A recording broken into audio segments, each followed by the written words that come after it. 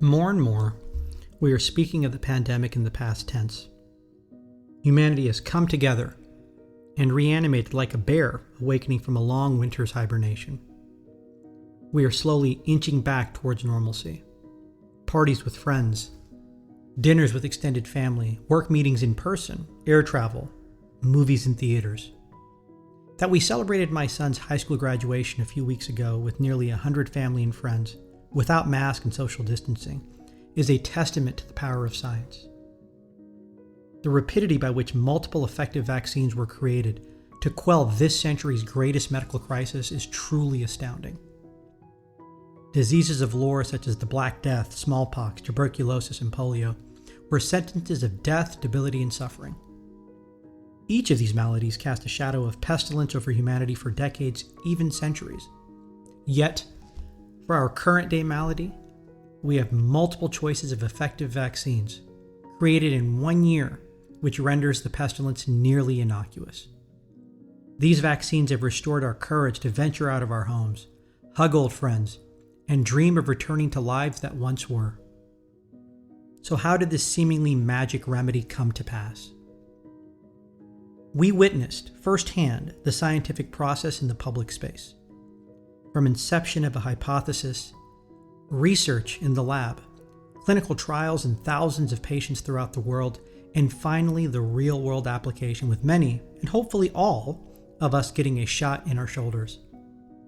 Yet despite the simple elegance and empiricism of the scientific process, there is a basic question regarding the virus that has persisted since day one. Where did COVID-19 come from?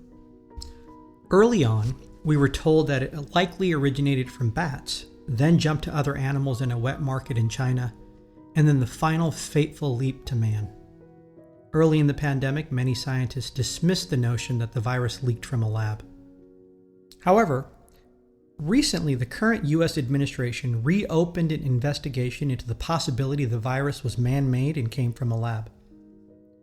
This discussion can easily be hijacked by political interests, biases, and agendas. However, what is the current scientific conclusion? Frankly, we just don't know.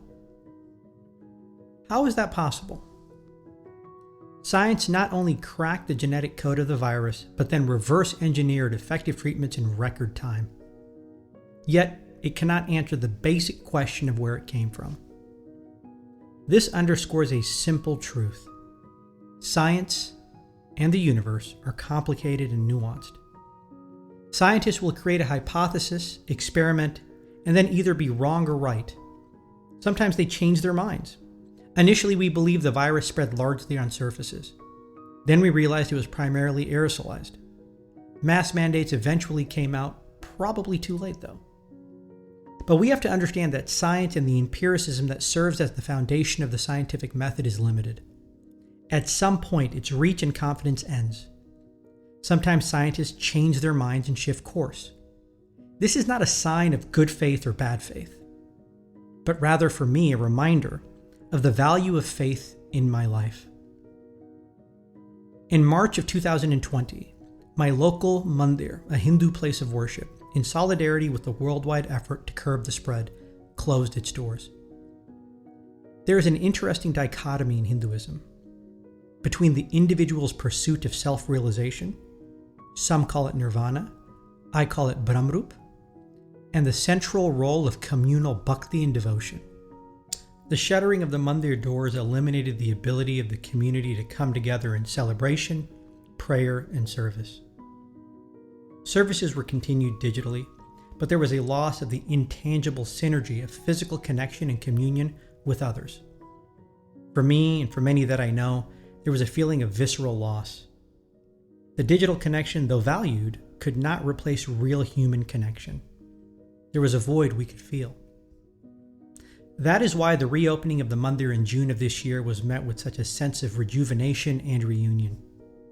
Seeing the faces of those I cared for but had not seen in over a year filled me with joy and hope. Unfortunately, there were some members of the congregation who were absent, lost to the pandemic. During a moment of remembrance and prayer for those that were lost, I sat next to a weeping friend who missed his father who perished to the virus. There was not a dry eye in the assembly. But despite the pain, the ability to finally share the loss together lessened the grief and lightened the load of sorrow. The ability to rekindle and reinforce faith provided hope and remarkably a spirit of triumph despite the dark, lost year. As a physician, I believe in the power of science, the scientific method, and empiricism. What is the data? Where is the evidence? These are common refrains heard through years of medical training and during medical conferences, discussions, and debates. However, this does not exclude the need for faith in my life. Rather, understanding and accepting the limits of scientific knowledge reinforces my dogmatic defense of faith and spirituality. For me, it is not a binary choice of empiricism versus faith. It's just not that simple. They are not mutually exclusive. Because as we've all experienced dramatically and traumatically over the last year, we need both. Science has gifted us the ability to finally venture out of our homes. Faith gives us a reason and purpose to do so. Science allows us to soar amongst the stars. Faith keeps our feet firmly on the ground when everything around us is up in the air. Science gives us a fighting chance against disease and premature death. Faith gives us the strength and solace to find peace with the simple yet universal truth. Death, though delayed, can never be denied. Science provided the thaw after a long, cold year.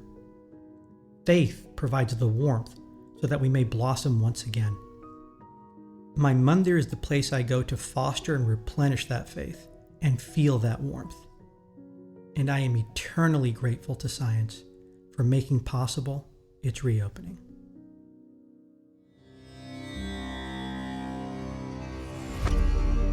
BAPS Better Living.